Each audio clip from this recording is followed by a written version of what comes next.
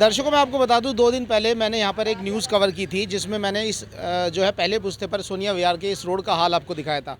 लोगों ने भरपूर प्यार किया और मैंने आपको एक बात बताई थी कि आज़ादी को 76-77 साल एक तरह से हो गए हैं और उसके बाद भी एक आदमी को संघर्ष करना पड़ रहा है दिल्ली जैसे क्षेत्र में रोड बनवाने के लिए। और आप जो साइड विजुअल देख रहे हैं, उन्होंने एक तरह से 128 दिन हो गए हैं अपने पैर में जूता या चप्पल नहीं पहना है और वो इसी तरह से अपने ऑफिस जाते हैं, अपने घर में रहते हैं, रोड पे रहते हैं और चप्पल पहनने का ना प्रण लिया है जब तक ये रोड नहीं बनेगी। आप सोचिए कितने शर्म की बात है कि एक व्यक्ति को इस लोकतंत्र में ये एक तरह से एक कसम खानी पड़ रही है कि मैं जब तक चप्पल नहीं पहनूंगा, जूते नहीं पहनूंगा, जब तक ये रोड नहीं बनेगी। हरीश जी इनका नाम है, हरीश प्रधान इन्हें यहाँ कहा जाता है। इनसे बात करते हैं। हरीश जी, मेरे को तो देख के ही बड़ा ऐसा लग रहा है कि आपने ये प्रण जो लिया, ये इतने कटीली ज़मीन पर आप चल रहे हैं, तो आप कैसे रहते होंगे? पहले तो ये बताइए, अब आपको आदत हो गई है या सच में ही समाज सेवा का जुनून है?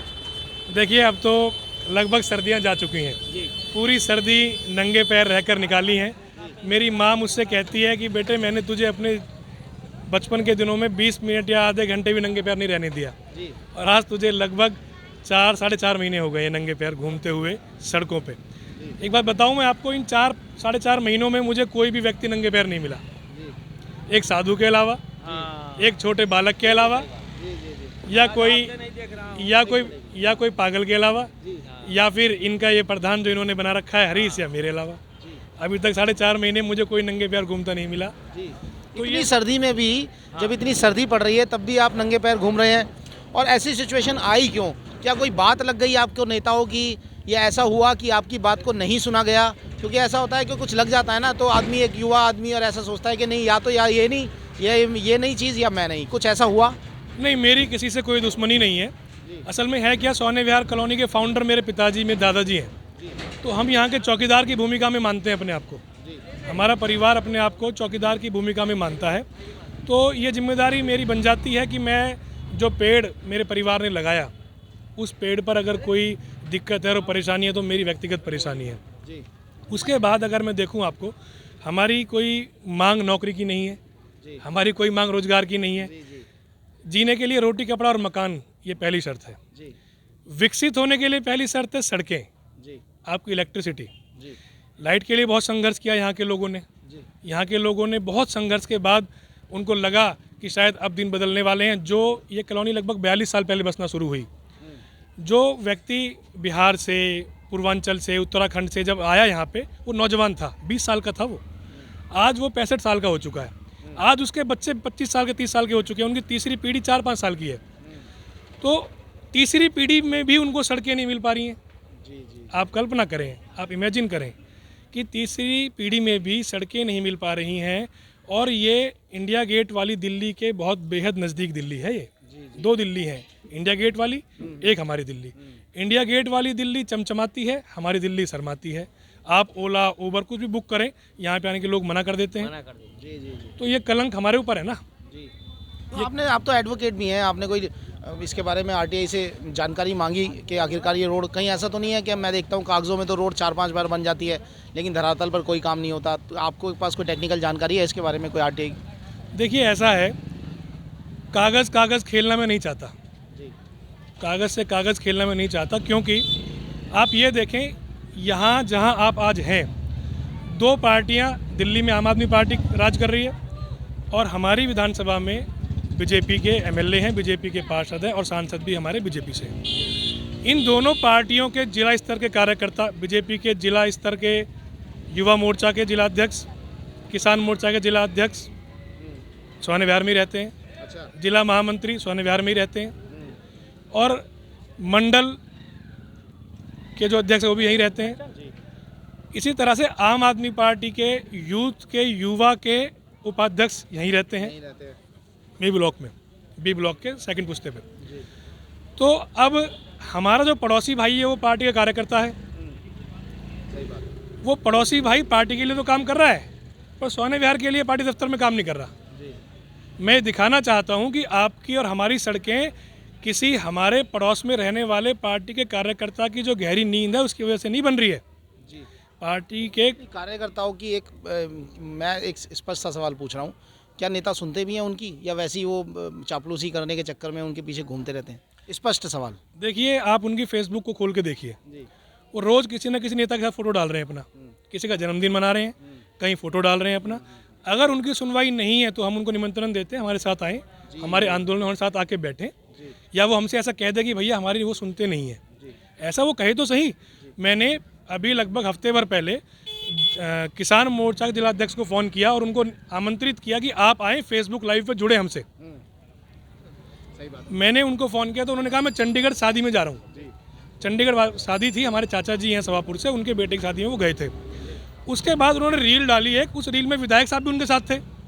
अच्छा, यानी कि चंडीगढ़ से मेरी उनसे बात हो रही थी फ़ोन पे, तो विधायक साहब भी उनके साथ थे, विधायक साहब के साथ उस शादी में वो भी गए थे। उसके बाद कोई फ़ोन नहीं आया कि लाइव पे जुड़ना चाहते हैं, कब का रखें कब का ना रखें। फिर मैंने युवा मोर्चा के जिलाध्यक्ष के पास फ़ोन किया कि हम चाहते हैं कि आप हमसे ना सोने विहार के ऊपर संवाद करें, चर्चा करें। हमारे आंदोलन को मैं नंगे पैर लगभग 128 दिन से हम घूम रहे हैं सड़कों के लिए, तो आपने हमारी आवाज़ को कहाँ तक पहुँचाया या आप नहीं पहुँचा पा रहे, आपकी मजबूरी क्या है, लाइव पे आके बताएं हमको। उनका भी जवाब नहीं आया कि भैया बताता हूँ मैं आपको। और जो हमारी जिलाध्यक्षा हैं बहन पूनम चौहान जी, मैंने उनको भी, उनके नंबर को भी ट्राई किया, पर वहाँ नंबर ना उठा और ना वहाँ आज 5 दिन हो गए कोई कॉल बैक आया।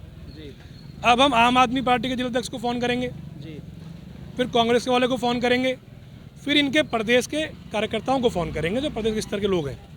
मैं दिखाना चाहता हूँ इन सोने विहार के सभी भाइयों को, सभी बहनों को, सभी अपनी माताओं को, सबको, कि आपके पड़ोस में जो आपका कार्यकर्ता रह रहा है पार्टियों का, वो रजाई तान के सो रहा है। उसे इस सड़क से परेशानी शायद नहीं हो रही, ऐसा वो मानता है, क्योंकि उसे लगता है कि नेता उसका ना रूठे, चाहे जनता रूठ जाए। अच्छा, एक बहुत बेहतरीन आपने ऑफ कैमरा हमने बात की जी, एक बहुत बेहतरीन बात बताइए, निष्पक्षता जो है, आपने ऑफ कैमरा एक बात बहुत इंपॉर्टेंट कही कि इस देश का सर्वनाश या विकास जब तक नहीं होगा, और उस समय इस देश का सर्वनाश हो सकता है अगर हर व्यक्ति एक एक पार्टी का कार्यकर्ता बन जाएगा। तो मुझे बताइए, निष्पक्षता कैसे बचेगी इस देश में, जो जिस बात पर, जिस समय पर जो बात सही है वो कही जाएगी, और अगर कोई व्यक्ति निष्पक्ष नहीं बचेगा इस देश में, हर पार्टी हर व्यक्ति को अपना कार्यकर्ता बना लेंगी, तो निष्पक्षता कैसे बचेगी? देखो जी, मैं एक भारतीय होने के नाते चाहूँगा मेरे देश का कभी कोई नुकसान ना हो, मेरे देश तरक्की करे, आगे बढ़े। पर यह विचार ये है कि मुझे लगता है सबसे बुरा दौर समय का वो आएगा जब हर कोई बालिग व्यक्ति किसी न किसी पार्टी का सदस्य बन जाएगा। जब वो पार्टी का सदस्य बन जाएगा तो वो किसी को भी समर्थन करने में पहले सोचेगा, वो सत्ता वाला पॉइंट से सोचेगा, विपक्ष वाले पॉइंट से सोचेगा। वो ये नहीं सोचेगा कि ये जो भी काम कर रहा है, जो भी ये व्यक्ति है, ये सबकी भलाई के लिए कर रहा है। अब ये सड़क है, इस पर बूढ़ी माँ मेरी भी चलेगी, बूढ़ी माँ एमएलए की भी चलेगी, इस पर बूढ़ा पिता मेरा भी चलेगा, बूढ़ा पिता पार्षद का भी चलेगा। इस सड़क पर एक बेटी मेरी भी चलेगी, एक बेटी उनकी भी चलेगी। इस सड़क पर कांग्रेसी भी चलेगा, झाड़ू वाला भी चलेगा, बीजेपी वाला भी चलेगा। ये सड़क तो सबकी है, पर जब सड़क सबकी है तो आवाज़ सब नहीं उठा रहे, आवाज़ उठा रहे हैं हम सब मिलके, सोने विहार वासी। तो जब आप आवाज़ नहीं उठा रहे, हमसे आवाज़ नहीं मिला रहे, कल को आप हमें मीटिंग में बुलाएंगे तो किस मुंह से मीटिंग में जाएं? लेकिन हरीश जी, ये सवाल दोबारा है, ये बचेगा कैसे, निष्पक्षता बचेगी कैसे? क्योंकि जैसे कि आपने देखा, ये भाई हैं, ये किसी और पार्टी का कार्यकर्ता है, अंकल जी हैं किसी और पार्टी के कार्यकर्ता है। अब ये उनके प्रेशर में इतना हो गया है कि विधायक मेरी बात का बुरा ना मान जाए, निगम पार्षद मेरे आम आदमी पार्टी से हूँ तो मेरे विधायक बुरा ना मान जाए। आपने निष्पक्ष बीड़ा उठाया है, लेकिन ये निष्पक्षता बचेगी कैसे इस देश में, सवाल ये है। देखो, एक बात इसका मैं जवाब ये देता हूँ आपको जी, सही और गलत पर निर्णय लेंगे जब तक हम जी, कोई बुरा माने तो ठीक, ना माने तो ठीक जी। आज मैं किसी को खुश करने के लिए इस टूटी सड़क को इग्नोर करता रहूं जी जी जी, किसी को खुश करने के लिए, कल को वो किसी और बात पर उठ जाएगा मुझसे जी जी जी, क्या गारंटी और उठेगा नहीं? क्या गारंटी है? मैंने सड़क की आवाज़ भी नहीं उठाई और उसने कल टिकट कहीं और से ले लिया, वो यहाँ रहा ही नहीं, तो मेरा तो पत्ता कट गया जी जी। कार्यकर्ताओं को समझना चाहिए, मनोज तिवारी जी बक्सर भी जा सकते हैं जी जी जी जी, वो बक्सर से भी टिकट मांग रहे हैं, बक्सर से भी। तो जो कार्यकर्ता सोच रहे हैं मनोज तिवारी जी नाराज ना हो जाएं रास्ता मांगने पे, या बिष्ट जी नाराज ना हो जाए रास्ता मांगने पे, या केजरीवाल जी नाराज ना हो जाए रास्ता मांगने पे, तो ये नाराजगी उनकी आप खत्म नहीं कर सकते। पता नहीं वो कौन सी बात पर उठ जाएंगे आपसे जी जी जी जी। कम से कम अपने परिवार की तो नाराजगी मत करो जी जी जी, अपने लालच के चक्कर में पब्लिक को उठा देते हैं लोग जी। बिल्कुल, अब देखिए आप इस तरह समझिए, पहले कहा गया है गुजरों का आंदोलन है, क्योंकि मैं गुजर हूँ अच्छा जी। फिर कहा गया है पहले पुस्ता की मार्केट का आंदोलन है जी। फिर कहा गया है तो छोटे से टुकड़े का आंदोलन है जी। अब जब 90 दिन गुजर गए, हमने पहली सड़क पंचायत करी, हमने सड़क पंचायत का ऐलान किया था 80 दिन गुजरने के बाद। सड़क पंचायत के ऐलान के बाद बिष्ट अंकल जी ने उद्घाटन किया बी ब्लॉक में 4 सड़कों का, 4 गलियों का। लगभग 100 दिन गुजरने के बाद 2 गलियां बिष्ट अंकल ने बनवानी शुरू करी। उनको ये था कि क्रेडिट जो है वो किसी और के पास ना जाए, हमें क्रेडिट नहीं चाहिए, जनता देख रही है। कल आप रिपोर्टिंग करने आए थे, परसों रिपोर्टिंग करने आए थे, मैं तो मौजूद नहीं था। जिनसे आपने पूछा उन्होंने कहा कि हमारे प्रधान 128 दिन से नंगे पैर सड़क के लिए घूम रहे हैं, तो उनके दिलों में बात गई ना। और नेता जो नेतागिरी करते हैं उनकी सब पे नजर है भाई साहब। अगर आपका पड़ोसी से झगड़ा हो जाए तो पड़ोसी खांसेगा, आपको लगेगा मुझे देख के खांस रहा है। तो नेता की नज़र हम पे ही है कि वहाँ हो क्या रहा है। वो हमको भाव देना नहीं चाहता क्योंकि उसे लगता है कि एक और नेता मैं क्यों बनाऊं। भैया नेता आप रहे, आपको नेतागिरी मुबारक। हम तो भाई सेवक हैं, हम तो समाज सेवक हैं। हमने वकालत की पढ़ाई की है, हमने अपने चरित्र को निभाया है, हमने अपनी बात को निभाया है। हमने देखो चौधरी कौन, मुझसे लोग कहते हैं कि आप चौधरी हो। चौधरी कौन? जो कमज़ोर का साथ दे दे, जो कमज़ोर के साथ खड़ा हो जाए, जो गलत हो गलत कह सके, जो सही को सही कह सके, जो दर्द झेल सके, जो पीड़ा झेल सके, मैं उसे चौधरी मानता हूँ। माँ के पेट से कोई चौधरी पैदा नहीं होता। बिल्कुल वही बात है। तो सबसे पहले अब मेरी यही प्रार्थना है जनप्रतिनिधियों से कि आप ये सोच रहे होंगे कि ये हार जाएंगे। हमने सब कुछ हार के शुरू किया है आंदोलन, अब हम क्या हारेंगे? हम तो हारे हुए थे भाई, हमारी कोई सुन नहीं रहा था, अब हम क्या हारेंगे? अब ये आंदोलन चाहे हमें अगले साल विधायक जी के चुनाव तक भी खींचना पड़े, मैं कह रहा हूँ आप सबसे, ये आंदोलन नहीं रुकने वाला भाई। जब पहले दिन मैंने चप्पल जूते छोड़े थे, दूसरे दिन मैं निकला था घर से, तो मुझे ये लगा कि भाई क्या होगा। मेरे भाइयों ने कहा कि भाई पहन ले यार, कोई बात नहीं। मैंने कहा नहीं। धीरे धीरे महीना गुजरा, फिर 60 दिन गुजरे, फिर 90 दिन गुजरे, आज लगभग 28 दिन गुजर चुके हैं। असर ये हो रहा है जी, नारियल फोड़ने पड़ रहे हैं उनको। 2 गलियां बनाई उन्होंने, काम चल गया। गलियों पे हम रुकने वाले नहीं हैं, हम मुख्य सड़कें बनवा कर ही रुकेंगे, उससे पहले हम नहीं रुकने वाले। क्या रीज़न है, क्या रीज़न है, क्यों नहीं बनवाना चाहते? ऐसा क्या रीज़न हो गया कि इस रोड को ना बनवाने से उनका कुछ बुरा हो जाएगा? क्या है? मैं बताता हूँ आपको।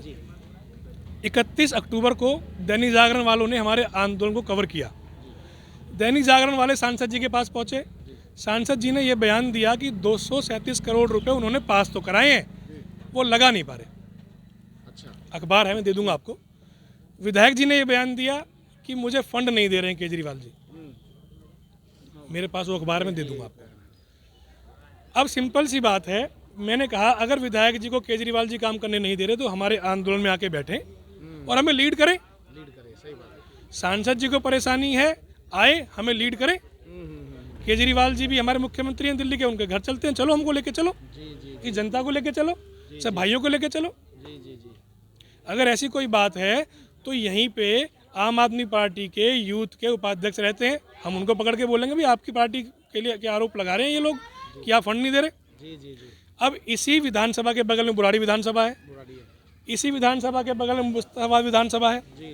वहाँ विधायक आम आदमी का है, वहाँ विधायक आम आदमी का, पर सांसद तो तिवारी जी हैं, वहाँ के भी और वहाँ के। ठीक है जी। तो एक कारण तो ये इन्होंने गिनाया। अब जो मुझे लगता है कारण व्यक्तिगत, बिष्ट अंकल ने पहले चुनाव दो चुनाव लड़े, वो लड़े एंटी गुजर और कॉलोनी। वो कहते थे गुजर आएंगे तंग करेंगे कॉलोनी को, इस पर चुनाव लड़ा बिष्ट अंकल ने 2 बार। बिष्ट अंकल ने हमें बुरा बनाया, वोट ली, जीत गए। अब बिष्ट अंकल को परेशानी ये हो रही है, पूर्वांचल और उत्तराखंड की बिगड़ गई आपस में। अच्छा। बिष्ट अंकल ने इनकी बिगड़वा दी।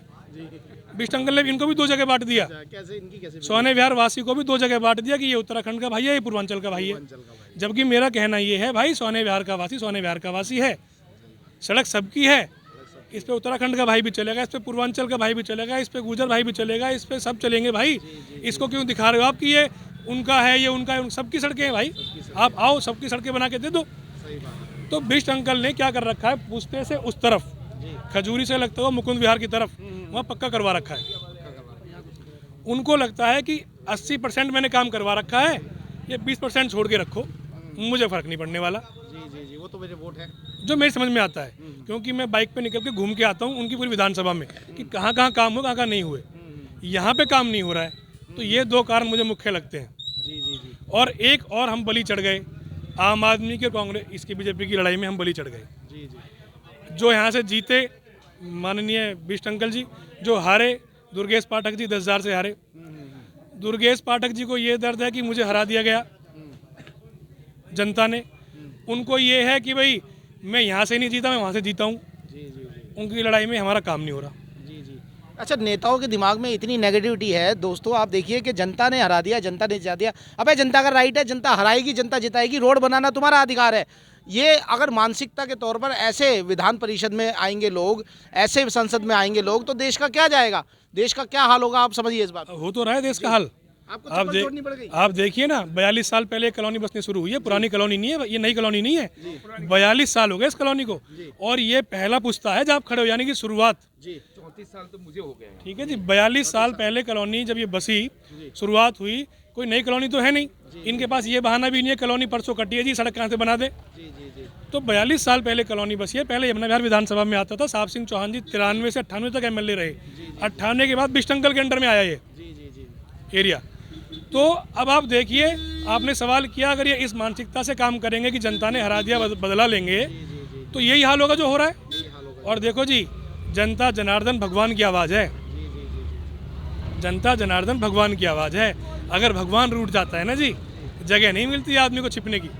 लेकिन हरीश जी, आप बिल्कुल सही बात कर रहे हैं, लेकिन मुझे भी कभी इंटरनल बड़ा दुख होता है कि जनता जब 2 पक्षों में बांट दी। इसमें मेन स्ट्रीम मीडिया का भी बहुत हाथ है कि अगर ये रोड की बात, जैसे आपने कही, एक लोकल कार्यकर्ता यहाँ रहता है, वो भी अपनी गाड़ी लेके यहाँ से निकलता होगा, और अगर वो इसको इग्नोर करके जा रहा है, तो उसके दिमाग में थोड़ा सा आता होगा, मैं उसका आज अच्छा बन जाऊँगा, मैं उसका आज बुरा बन जाऊँगा। तो ये चीज़ें हटाने के लिए अभी देश को कितने साल आगे जाना पड़ेगा। मुझे तो ऐसा लगता है कि अभी मानसिक गुलामी से आज़ादी देश को मिली ही नहीं है, और आप जैसे जब निष्पक्ष लोग आएंगे तो इनको यहाँ तक पहुँचने में 200 साल और लग जाएंगे इस देश की जनता को। देखिए, मैंने एक फार्मूला सुझाया था। हाँ भाइयों सुनो, मैंने एक फार्मूला बताया था कि आप उस फार्मूले पर चल जाओ, आपकी सड़कें बन जाएंगी।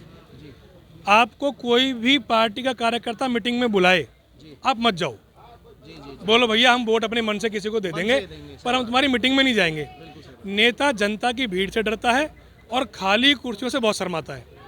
खाली कुर्सी बहुत चिढ़ाती है नेता को। जिस दिन हमारा कोई कार्यकर्ता भाई हमें बुलाने आए मीटिंग में चलो, और हम मीटिंग में ना जाएं, कुर्सी खाली रहेंगी, उसका नेता पूछेगा कुर्सी खाली कैसे रही, जनता क्यों नहीं आ रही। जब कहेगा भैया उसकी सड़कें बना दो, वो नहीं आने वाले। किसी से गलत मत बोलो, किसी को बुरा मत बोलो, किसी को गलत मत बोलो। अब देखो, हमारा जो आंदोलन है गैर राजनीतिक है। अभी तक हमने कोई अपशब्द का इस्तेमाल नहीं किया, हमने अपनी मर्यादा को नहीं तोड़ा, कोई पोस्टरबाजी भी नहीं करी, किसी पार्टी पे, किसी नेता पे हमने कोई अभद्र टिप्पणी नहीं करी। मैं इनसे कहता हूँ सब भाइयों से कि धीरे धीरे धीरे 1 से 2, 2 से 4, 4 से 8, 8 से 12 ये चलता रहेगा आंदोलन, ख़त्म नहीं होने वाला। अगर ये हमारे आंदोलन को 10 दिन पहले शुरुआत में निपटा ले तो निपटा लेते। अब तो 130 दिन हो गए मुझे नंगे पैर घूमते हुए। मैं अभी मेट्रो में गया तो मेट्रो में मुझसे एक माता जी ने पूछा कि भैया आपने कोई मन्नत मांग रखी है। मैंने कहा हाँ बहन जी मैंने मन्नत मांग रखी है, पर भगवान से नहीं मांगी। यानी किससे मांगी है फिर? मैंने कहा नेताओं से मांग रखी है कि भाई सड़कें बना दो, मैं चप्पल भी उधर पहन लूँगा। भैया मैं नंगे पैर घूम रहा हूँ, पूरी सर्दी निकल गई, अब गर्मी की तैयारी कर रहा हूँ, डर लग रहा है गर्मी में सड़कें तपेंगी तो क्या इलाज करूँगा पैरों का। देखिए कितने शर्म की बात है दोस्तों, मुझे भी रिपोर्टिंग करते हुए एहसास हो रहा है। इनके पैर दिखाइए कि ये कैसे अब इस पथरीली जगह पर चलते होंगे। एक तरह का ये निशान इसी आंदोलन की देन है जी।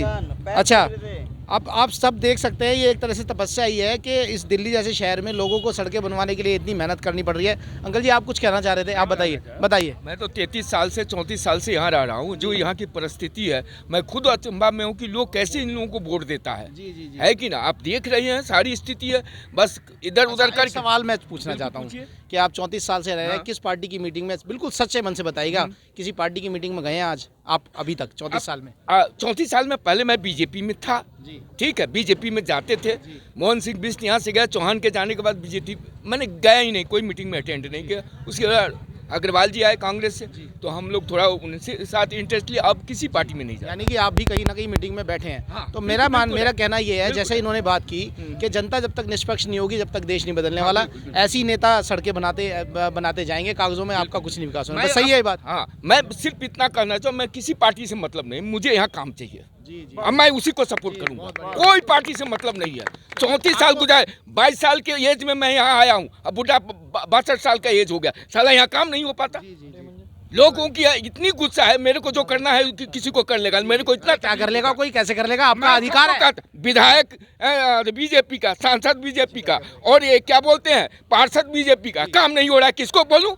किस लिए चुना है? नाली साफ करने के लिए। नाली साफ नहीं होता है, यहाँ आकर जो लंबी लंबी बात करता है लोग बात, तो जो सत्य है सत्य कहेंगे। जी, सत्य पराजित नहीं हो सकता। जी जी बिल्कुल। अंगूठा रामनाथ पर मेरा अंगूठा कटा है, गिर गया है, अभी दिखाऊं लोगों को? दिखा, 1 साल तक पड़े रहे, ऑपरेशन हुआ, देख लो।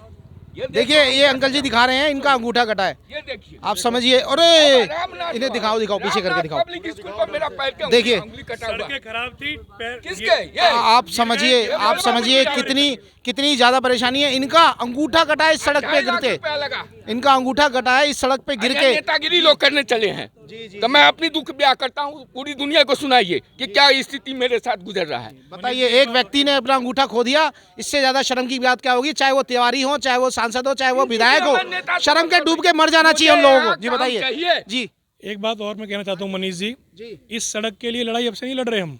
कपिल मिश्रा जी एमएलए बने तो कपिल मिश्रा जी ने सड़कें बनानी शुरू की तो 4 फीट उठाने लगे। हमने जाके रुकवाया कि भैया इसको 1.5 फुट उठाओ, आम जनता से पूछो कितनी उठानी है, तब उठा लेना। तो अब भी मैं ये कहना चाहता हूँ कि सड़कें बनवाएंगे और तरीके से ही बनवाएंगे।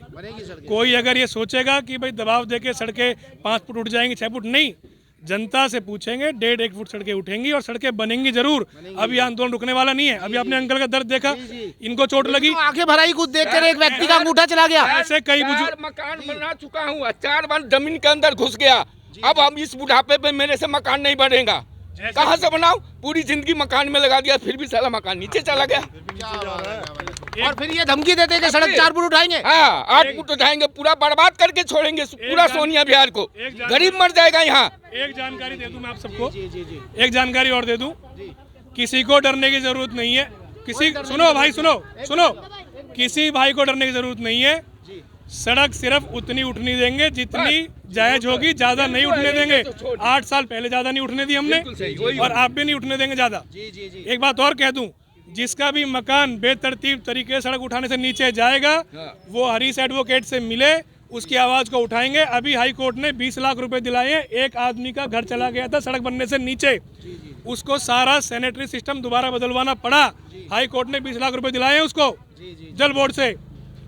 समझे मेरी बात आप? बस एक मुट्ठी बन के रहिए, गलत मत बोलिए, पर इकट्ठे रहिए।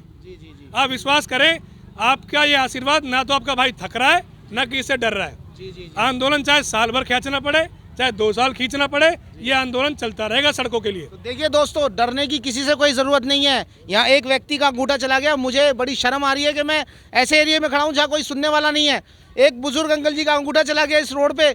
अबे डूब के मर जाओ सारे। आप क्या कहना चाह रहे हैं? क्या कहना चाह रहे हैं? जी, मैं बी ब्लॉक गली में आकर रहता हूँ, 27 नंबर गली में, और उसमें कोई बीजेपी का एक आदमी कार्य करता है जी, मतलब पतला सा मास्टर जी। तो वो आधी गली, मेरा मकान छोड़ दिया, आधी गली की नालियाँ बन गई और आधी गली बन गई। मैंने कहा मोहन सिंह बिष्ट मैंने बुलाए, ये भी, और तीसरे पुस्तक वालों के ये मतलब फाटक जी, ये कह रहे जी कि तो मतलब गलत हो रहा है कि नहीं, पैसा नहीं आया, फंड में पैसा नहीं आया।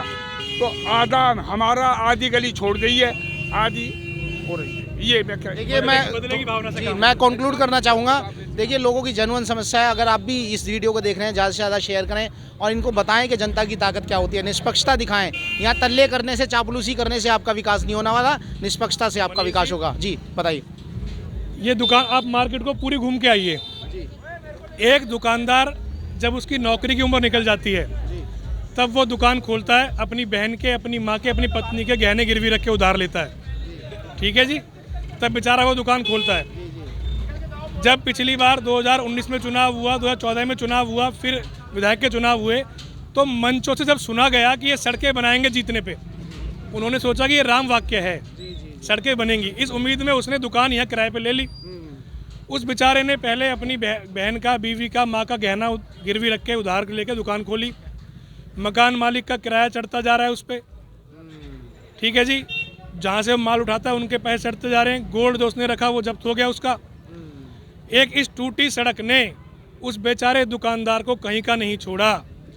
आज वो कर्जे में है डबल। उसने सोचा दुकान खोली है, बच्चों को पढ़ाऊंगा, माँ का इलाज कराऊंगा, बाप का इलाज कराऊंगा, दुकान चलेगी, मेरा जीवन चल जाएगा। इस टूटी सड़क ने उसकी दुकान नहीं चलने दी, उसका जीवन नहीं चलने दिया, उसके बच्चों को पढ़ने नहीं दिया। आज वो फिर दोबारा कहीं दाढ़ी ढूंढ रहा है, कहीं नौकरी ढूंढ रहा है 5,000 रुपये की। आप आगे चल के देखें, आपको विश्वास नहीं होगा, जहाँ 1.5 किलोमीटर का एक लंबा रास्ता जहाँ दोनों तरफ दुकानें हो, वहाँ पे आपको दिखाई देगा कितना वीराना, कितना उजाड़ है। आप जाके देखो मैं वहीं से कितना बुरा हाल है इस सड़क की वजह से। ये लाइफलाइन है हमारी, ये लाइफलाइन है हमारी। इस पर आप एक दुकानदार के साथ उसका कर्मचारी जुड़ा हुआ है, दुकानदार जुड़ा हुआ है, मकान मालिक जुड़ा हुआ है, ग्राहक जुड़े हुए हैं। यहीं से निकल के बहन जाती है, यहीं से निकल के बेटी जाती है, यहीं से निकल के लड़का देखने वाले लड़की देखने जाते हैं, लड़की देखने वाले यहाँ से आते हैं, लड़की देखते हैं, रास्ता देखते हैं, हालात देखते हैं, दोबारा नहीं आते भाई। रिश्ते भी टूट रहे हैं भाई। इसका नाम सोनी विहार से हटकर ना, इसका नाम होना चाहिए नरक बिहार। सोनी विहार से हटकर होना चाहिए इसका नाम नरक बिहार, सबसे बढ़िया, क्योंकि ये नरक ही है। आप गांव में जाकर देख लो, इससे बढ़िया सड़कें आपको मिलेंगी, लेकिन यहाँ पे आप देख लो, रिश्तेदारों को बुलाते में शर्म आती है कि कहाँ रहते हो, सोनी बिहार। अब तो सोनी बिहार कहते में शर्म आती है, ये तो अब नरक बिहार है। इसका नाम सोनी बिहार हटा के नरक बिहार रखना चाहिए, सिंपल सी बात। चलिए देखिए, मैंने यहाँ पे ऑलरेडी कवर किया हुआ है, इसलिए ज़्यादा बात नहीं कर पाऊंगा क्योंकि आज इनका बोलना चाह रहे हैं आप क्या बोलना चाहें? वैसे मैंने कवर किया, बताइए। मैं यहाँ पे गोलगप्पे की दुकान लगाती हूँ, दूसरे पुस्ते 14 नंबर गली के कोने पे है। अब ये जब से सड़क खराब हुई है, जब से मेरा काम नहीं चल पा रहा कि हम घर का खर्चा कैसे जा रहे हैं। खुद गोलगप्पे की दुकान लगाती हूँ यहाँ पे है। अब ये सड़क की वजह से इतना काम हो पा रहा, नहीं 2 पैसे कमा के लेके अपने बच्चों को पाल ही रहे हैं हम लोग का। लेकिन इसको नालियों को साफ हो जाए, पानी निकल जाए तो कम से कम है वो तो हो जाए, सफाई तो हो जाए, लेकिन कोई मतलब नहीं है। चलिए मैं जी बताइए। 1 साल पहले यहाँ पे इधर तीसरे पुस्ते में उसमें स्कूल में लोहड़ी वाले दिन ये कही गई कि जैसे अब गोकुलपुरी चमका गया तो सोनिया विहार चमकेगा।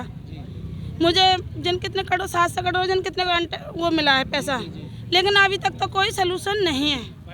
देखिए जी बिल्कुल हमारी एक लाइन कुछ लाइनें हमने अपने आंदोलन की बना रखी हैं और बड़ी पैनी लाइनें, आप इनको लिखा करो अपने फेसबुक पे। बना दो बना दो बना दो हमारी सड़कें बना दो, बना दो बना दो हमारी सड़कें बना दो। महज एक सड़क है तुम्हारे लिए, हमारी तो जिंदगी है साहब, हमारी जिंदगी बना दो। बना दो इनकी सड़कें बना दो इनकी सड़कें बना दो। मुझे तो बड़ा अफसोस हो रहा है कि ऐसे दिल्ली जैसे शहर में लोगों को यह आंदोलन करते पड़ रहे हैं। और जी आप कांग्रेस से, हाँ बोलो आप किससे चुनाव लड़ चुके हो? आप 2 बार चुनाव से। 2 बार यहाँ पे। क्या नाम है आपका? रामजी मिश्रा जी। क्या कांग्रेस पार्टी से मैं 2 बार यहाँ से इलेक्शन लड़ा हूँ जी। और आपको संपूर्ण बात मैं सोनिया विहार की बताऊँगा क्योंकि मैं बहुत दिन से रह रहा हूँ यहाँ। सोनिया विहार में जो यहाँ के विधायक हैं, यहाँ के जो MP हैं, निगम पार्षद 3 हैं, तीनों फुल बहुमत में उनकी सरकार है। मैंने आज के 6 साल पहले विधायक जी को बुलाया था दफ्तर पे अपने कि विधायक जी ये बैंक है, इंडियन बैंक, वो मेरी जगह पे है। अच्छा। तो उस बैंक में 40,000 आदमी का खाता है। 40,000 आदमी का इंडियन बैंक में सोनिया विहार में खाता है। पानी देखिए भरा हुआ है। मैंने 1.5 लाख रुपए अपनी जेब से खर्च करके वहाँ पे मैंने तैयार कराया।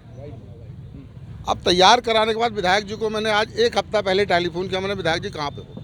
यहाँ चलना दुश्वार था, आदमी पैदल नहीं निकल सकता था। विधायक जी ने अपने नौकर को बोल दिया ऐसा है, जिनसे बोलो मिश्रा जी चंडीगढ़ गए हुए हैं। बिहान मैंने देखा यहाँ पे वो फिर डटे हुए थे। एक गली में 2 गली के काम कराने से बात नहीं होगा। मेरे पास में सोनिया विहार के अंदर 88 करोड़ का हिसाब है। 88 करोड़ रुपए कांग्रेस सरकार ने यहाँ पे लगाया था जब जयप्रकाश अग्रवाल जी यहाँ पे पार्लियामेंट मेंबर थे। नहीं, अभी आप इनके साथ हैं? बिल्कुल है, बिल्कुल है। अब सवाल ये है भैया, सारे इनके साथ अब सवाल इस चीज़ के मामले में विधायक जी कहते फंड नहीं है, डॉक्टर बालिया फंड लेके आया, काला झंडा दिखाया। नरेंद्र नाथ फंड लेके आया, काला झंडा दिखाया। ठीक, लवली जी क्या नाम है, शिक्षा वो क्या नाम है, परिवहन मंत्री थे, काला झंडा दिखाया। किसने दिखाया? मोहन सिंह बिष्ट ने।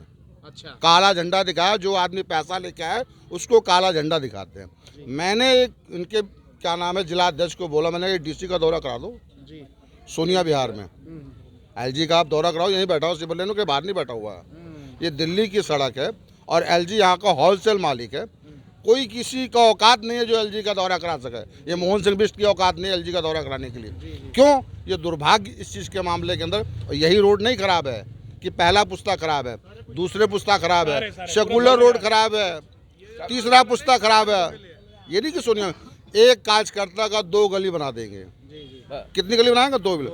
और जो सभापुर साइड में काम चल रहा है वो विधायक जी का कमीशन होगा तो काम चलता है। जहाँ पे प्लॉट ले रखा है वहाँ पे अपना काम चला देंगे। ऐसे काम नहीं बनेगा। किससे कहेंगे हम? यहाँ पे सरकार किसकी है? बीजेपी की है। निगम पार्षद बीजेपी, विधायक बीजेपी, एमपी, और फंड नहीं है। ये दुर्भाग्य है। 40,000 आदमी का खाता है इंडियन बैंक में, रोज डेली 2,000 आदमी आते हैं। उसके ऊपर क्या नाम है, कोचिंग सेंटर पे 100 आदमी आते हैं। देखो कितना बुरा हाल है बच्चों के लिए। ठीक है, तो ये दुर्भाग्य है। ये बार बार कहते हैं हमारा फंड, अरे फंड नहीं तो विधानसभा छोड़ो, भागो अपना। क्यों नहीं चिल्लाते हो वहाँ पे कि हमारे पास फंड नहीं है? और फंड पूरे दिल्ली में केवल यहीं के लिए फंड नहीं है। यहाँ के पब्लिक को बोलता ओ जून में पैसा नहीं लग सकता। ये ओ जून बोलता है कि यहाँ पैसा नहीं लग सकता। तो जब कांग्रेस की सरकार थी तो पैसा कहाँ से आया, क्यों लगा? ओ जून बोलता है। ओ जून क्या मतलब? ओजोन कैटेगरी है। ओजोन कैटेगरी, ठीक है ना? तो पैसा नहीं लगता तो फिर पीछे वो स्कूल बना हुआ है या निगम पार्षद के वार्ड भी हैं या डिस्पेंसरी भी है। वही सवाल मेरा है कि ओ जून में है तो यहाँ पे फिर पैसा कैसे लगा? और एक नहीं 88 करोड़ रुपए का हिसाब है। 88 करोड़ रुपए मुझे लग रहा है कि सब टेक्निकल बातें हैं। और मैं आपको बताऊंगा, पैसा लगना ना लगाना एक विधायक की इच्छा शक्ति पे डिपेंड करता है, एक एमपी की इच्छा शक्ति पे डिपेंड करता है। लेकिन मैं यहाँ से कंक्लूड करते हुए यही कहूँगा कि अगर आज भी ये लोग वीडियो देख रहे हैं तो इस सोनिया विहार की स्थिति को सुधारने के लिए ज़्यादा से ज़्यादा शेयर करें और उन तक जी बताइए।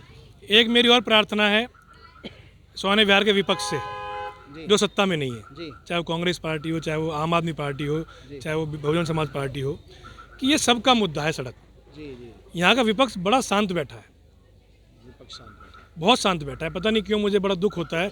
ये सोनिया विहार परिवार है, सोनिया विहार परिवार सब मिलके साथ संघर्ष करो। ये नॉन पॉलिटिकल आंदोलन है, ये जनता का आंदोलन है, ये जनता की मांग है, सड़कों की मांग सबकी मांग है। ये किसी राजनीतिक पार्टी की मांग तो है नहीं।